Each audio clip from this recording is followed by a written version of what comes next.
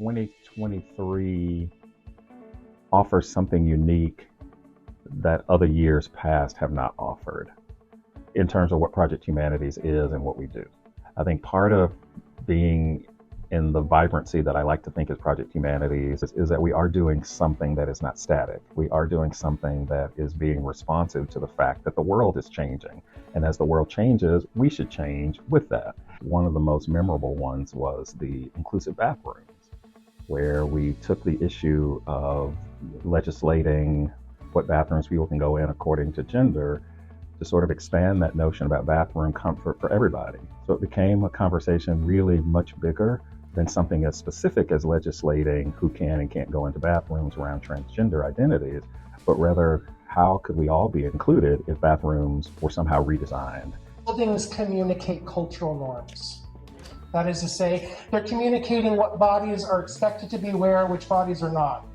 It seems to be a continuation of what we have always tried to do, which is to pay attention to what's happening in the world, and that can come from us as students, stakeholders, and faculty and staff, and those who support the project, coming up with things that matter to them, a way that gets people to think differently, to understand, and to also teach us, so that we as the Project Humanities team are not just educating, but we're also being educated. Part of the inspiration of this event was like, I'm a Mexican American, and I see a lot of internalized oppression among family members and stuff like that. And it's just a really interesting conversation to have. And it's great to hold space for these conversations.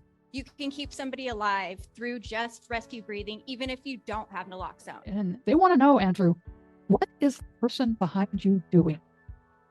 The person behind me is working as a support service provider, or SSP. We now use the term co-navigator in place of SSP. It's a newer term. His role is to provide me with information that I cannot hear or cannot see by giving me information through my back. So when you attack a mosque in some way, you're telling the community that we don't want you here. We think about programs around poverty porn, for example, that I facilitated. That was actually part of my own transformation in terms of seeing the work that we were doing through our homeless outreach, whether intentionally or not. Then it became incumbent upon me to educate myself. So this was the second event that we did where we really talk about, are we exploiting someone else's vulnerabilities in order to make ourselves feel better? The actual porn part is the way that it makes you feel when you are doing it, for a reason that is more about vanity. Getting people in a space is a very different kind of experience when one is in person, and these kinds of serendipitous synergies happen just because people are in the same space. Even though many of us want to think that COVID is behind us, it is not, but we are at least cognizant of the fact that we still have to be careful about ourselves and each other.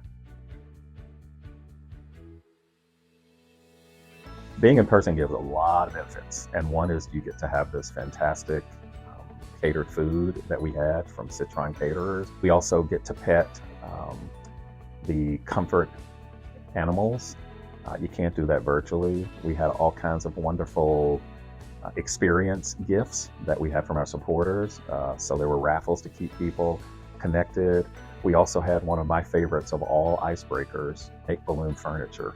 And then being able to sit on that for a minute without it popping, that was really fun. And I think people enjoyed that. And I think it was an opportunity to see how people work together when they're put into a situation where they don't know each other.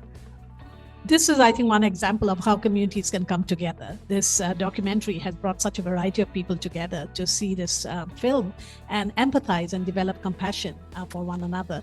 So more of these kind of community interaction of various different groups of religious groups need to sit together often. I'm grateful for you guys, and thank you for sharing this tonight, because I'm in 3 years recovering, and it's hard, still hard.